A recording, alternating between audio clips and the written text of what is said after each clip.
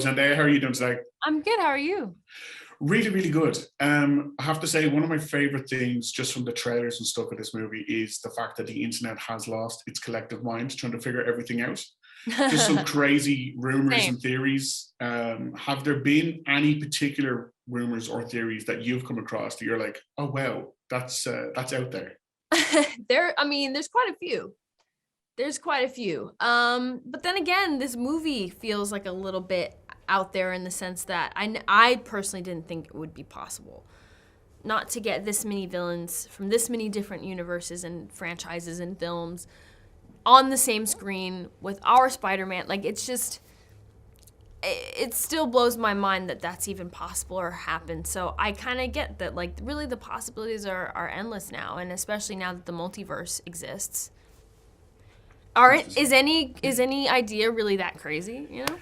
No, well, I guess one of my favorite out there ones is that this whole time you've been Mystique pretending to be Mary Jane, like one of the X-Men. Who's to say? At this point?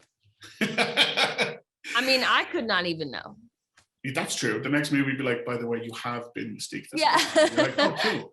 Listen, they know more than I do. There's always a plan for all this stuff, so who knows? One of the big parallels that I took away from watching the footage is that Mary Jane, it's almost as if she's this normal person who finds herself dating a celebrity, but is put under the spotlight herself.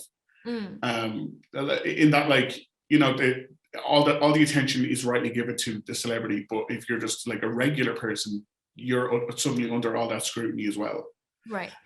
Was that like a parallel that you noticed yourself, or you discussed when the story was kind of being presented to you? Well, I think, you know, it was important to all of us, and I think, you know, we're in such great hands. John is such an incredible director and so thoughtful, so I never really have to worry about things I think maybe you would typically worry about, especially with like a female character and being in a film like this, like being a damsel or those. I never have to worry about that because John has such a good hold on that, and he's always very respectful and thoughtful when it comes to those things. But something we did all talk about was just like maintaining the heart of the film, which at the end of the day is the relationship between MJ and Peter and Ned.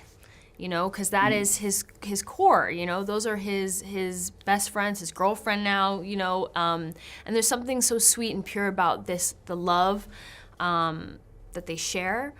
And we've watched them grow from the first film to this one, and we've kind of, you know, we watched the audience fall in love with these two characters falling in love, you know, and it's been really sweet and beautiful. And now there's all this chaos that surrounds it, and so as soon as something really sweet and lovely happens to Peter, then, like, of course there has to be something else and something that takes it all away. I don't know, for us it was just important to always remind the audience and ourselves that they are just young people trying to figure it out, and they're doing the best they can, you know? Peter, at the end of the day, is just a kid, and he's just trying to do the right thing. And I think that's the same with his two right-hand people, you know? They're just trying to help him get through it and try to get through it themselves, you know? Because they're like, now we're getting thrown under the bus, but we don't want to complain too much because look what he's dealing with, you know? So they're just trying to hold each other up and keep each other together. So always going back to the humanity and the human element of the story is important, especially when there's like so much going on, you know?